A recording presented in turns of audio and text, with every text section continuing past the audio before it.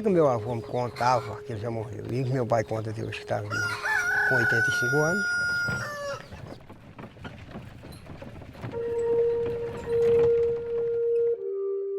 Chegava num lugar no Gerais, cercava um pedaço lá, ninguém falava nada.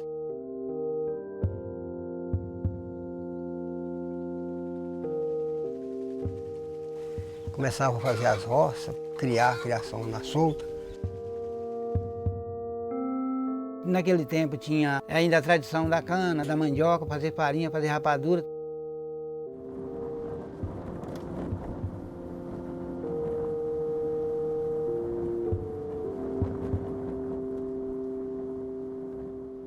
O geraizeiro vivia muito assim, de cultivar as beirinhas nas veredas, usar muito as plantas medicinais.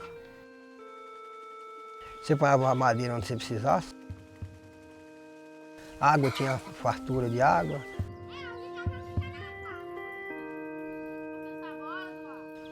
O fruto você ia colher onde tivesse maduro lá, se quisesse apanhar, ninguém te falava nada.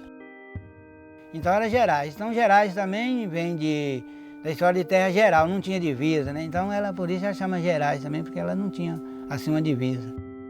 Poucos tinham documento, às vezes, de uma pequena área e às vezes usavam uma área bem maior.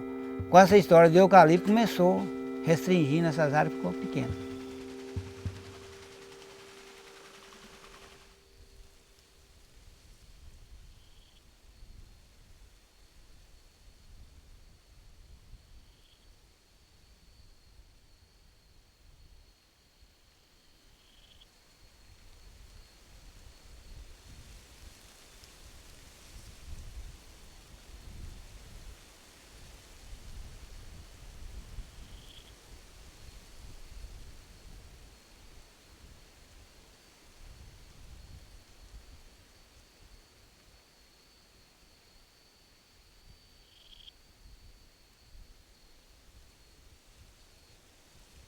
O eucalipto vem acabando com a biodiversidade do cerrado, né, que é a nossa riqueza natural.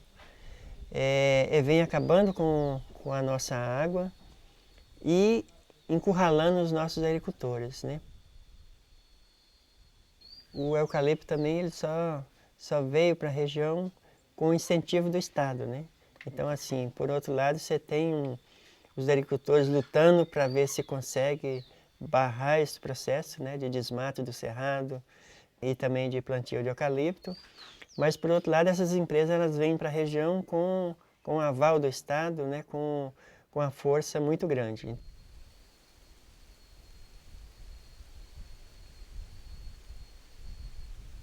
Hoje, pegando a região aqui do assentamento, nós estamos aqui virando um bosque, né? O que é o entorno do assentamento, tudo está virando eucalipto.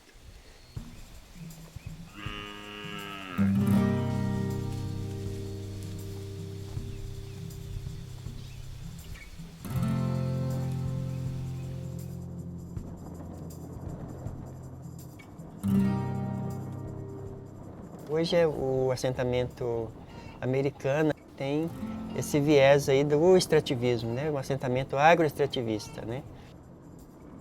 Isso combina muito bem, né, com a dinâmica tradicional de uso do cerrado.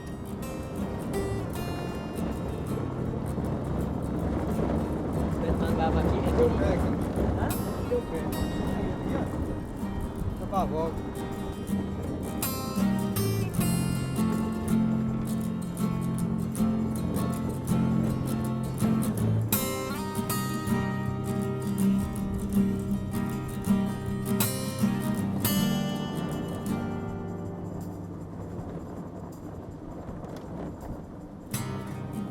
A boa parte dos geraizenses está no sangue, essa cultura de extrair os frutos do cerrado, se alimenta e vende os produtos do cerrado, faz com que a pessoa tenha condições de viver mais e viver melhor, e deixar para que os outros também vivam, as futuras gerações tenham condições de viver melhor.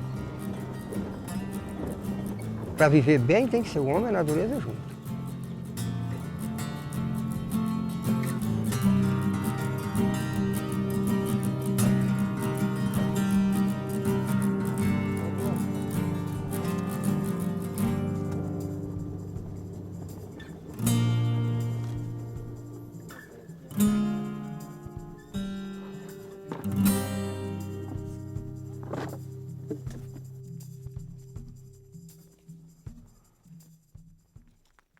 tropeiros quando andava com tropa. Botava o tocinho para cozinhar no feijão, já ia, pegava a folhinha, o olhinho do pau-terra, colocava numa vasilha, fervia água e colocava em cima. Antes de comer a feijoada, você tomava logo um chá de folha de pau-terra, que ajuda a digestão, então você não tinha problema. Nós que era um povo que não tinha limite, das terras não tinha limite, nós podíamos ir caçar e pescar, usar o que nós quiséssemos, hoje nós já temos um limite. Nós temos um limite do lote que chega na reserva e sai da reserva entrando em propriedade privada, então nós já não temos aquela liberdade que tinha. É melhor do que se nós tivéssemos deixado a empresa ter plantado eucalipto, porque com certeza se não faz assentamento aqui, ou era uma reserva, porque teve a proposta também de fazer uma reserva, fazer um parque aqui, que já tem um parque aqui pertinho, e colocar, ligar tudo isso aqui. Então, se não fosse eucalipto, era reserva, era um parque. Então, a gente está aqui é melhor do que a gente tivesse perdido essa área. Mas nós não temos aquela... muda toda o nosso modo de vida já começa a mudar.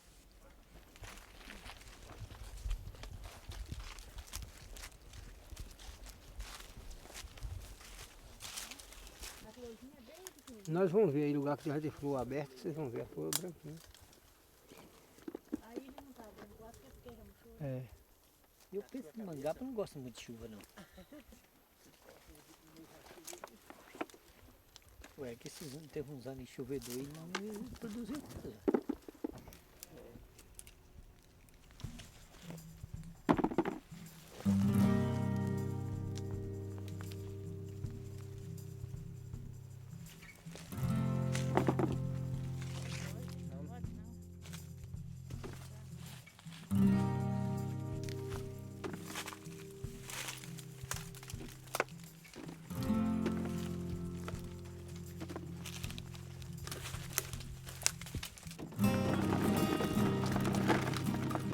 Essas que estão todas rosadas assim, estão todas de mesmo.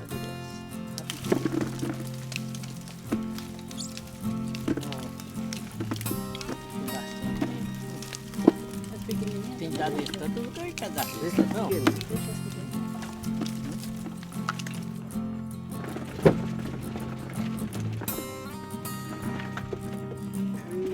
Olha.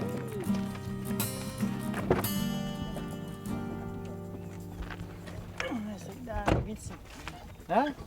Dá uns 25 quilos. 25 quilos? É. A gente tem as atividades individuais nos lotes, né? E a gente tem a ação coletiva, né? Para manejar a solta, a gente tem a ação coletiva, para pensar as estratégias, né, de beneficiamento, de uso, a gente faz esse trabalho coletivo. Para a parte da comercialização, a gente se articula e aí junto com a Cooperativa Grande Sertão, né, para poder fazer a comercialização.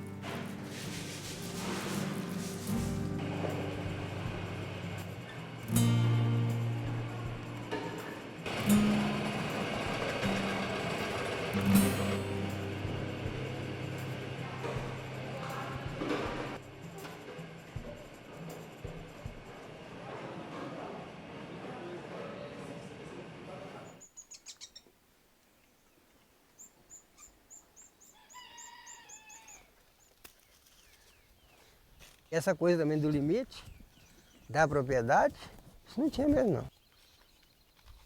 Eu trabalhava aqui, não está bom aqui, ele mudava para ali. Deus não deixou terra com escritura, com marco, com cerca. E todo mundo precisa ter sua posse, você fazer seu quintal, fazer sua casa, seu pasto. É uma coisa que tem que lutar muito por território. Parar de discutir posse de terra, discutir território, porque quando você discute um território, aí está relacionado ao geraizeiro, tem que lutar por território do geraizeiro, o vazanteiro, o ribeirinho, os quilombos, os índios, cada um tem um território, ele tem que lutar para defender o território.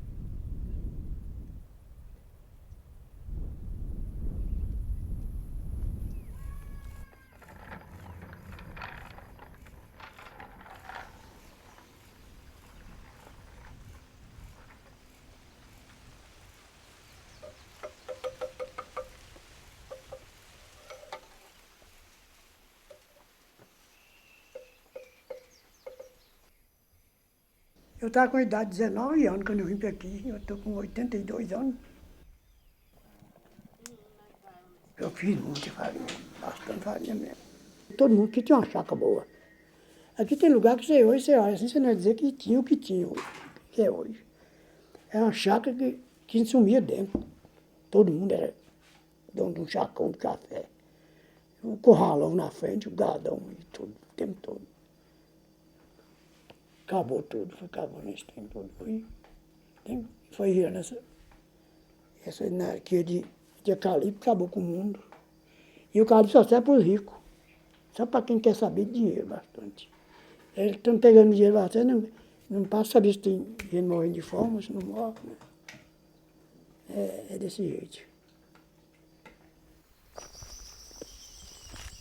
Quando o eucalipto apanhou assim 1 metro de altura, a minha água acabou. Cortou meu trabalho aqui.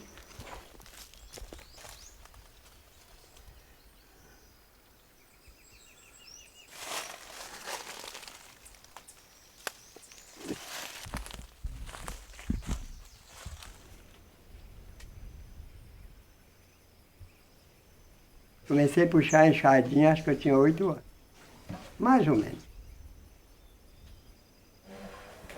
Tinha muita folia de reis, muita. Eu mesmo tinha um irmão mais velho, ele começava a cantar reis no dia 24 de dezembro e ficava até no dia 6 de janeiro, cantando toda noite. Era muito bom, né?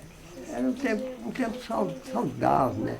Agora, quando começou o eucalipto, no primeiro safra do eucalipto, aí derrubou as festas quase tudo. Foi na década de 80 que aconteceu, 80, 82, aqui na região. Que tirou toda a vegetação natural e colocou eucalipto. E assim por diante veio a falta de água. Né? Porque a competição por água das madeiras que chegou foi muito. Chegou a ponto de muitas famílias não conseguir produzir nenhum pé de coentro. Aí a pessoa já foi assim em outro rumo, né? Então as terras secou muito. Então muita gente perdeu o equilíbrio de plantar.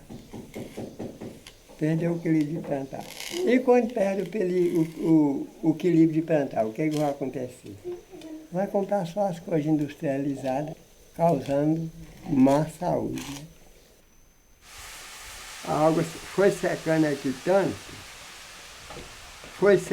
que eu queria sair daqui. Aí eu falei, vocês querem, vocês vão, eu não vou. Daí para lá vai ficar à toa, só comprado. E nesse tempo nem aposentado nós não era ainda. Eu não sei se era, eu não era. Eu não quis ir, não.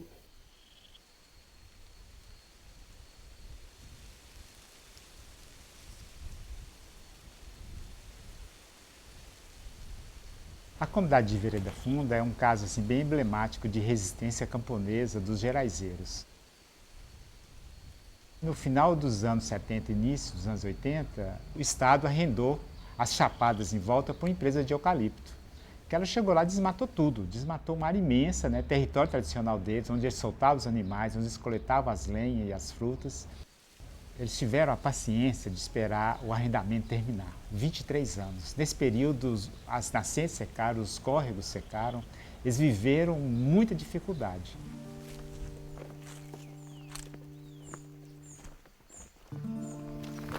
Era bom se tivesse filmado as coisas antigamente e agora, né?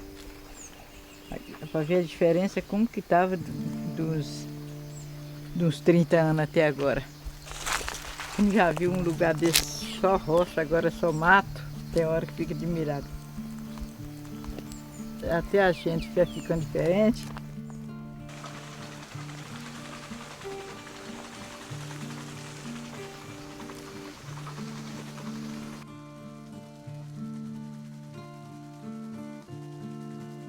Ela era um horror de água.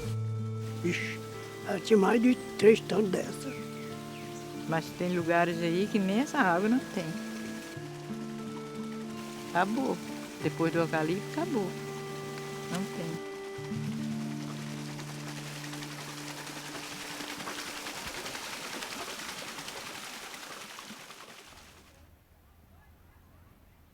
São 4.900 e uns quebrados de hectare que foi retomado do território. E dentro dessas 4.900 tem mais de 1.500 de reserva. Então, por causa disso que aqui tem essa paisagem muito linda que serve para os bichos caminhar e para a gente caminhar, apanhar algumas coisas naturais, criar algum bicho selvagem.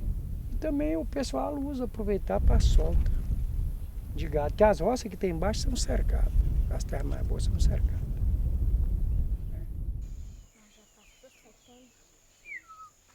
Mas já passou setembro?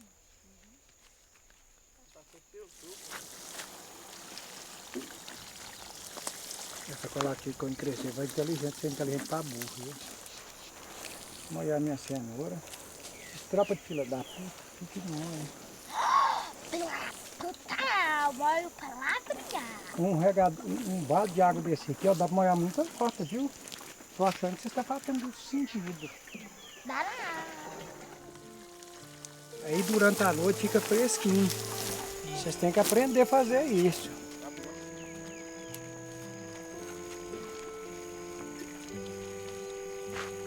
O que você faz aqui dentro da horta?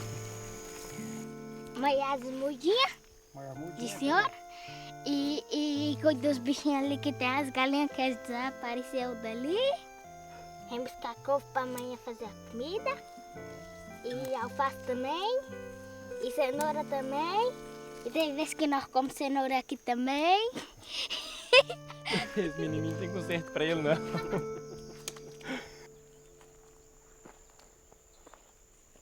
Não existe um lugar melhor onde nasceu os avós, os pais, aonde já nasceu e criou. A gente é igual uma planta. Você pega uma planta daqui, que ela é da beira do rio, e plantar lá fora na chapada, às vezes ela nem consegue sobreviver lá.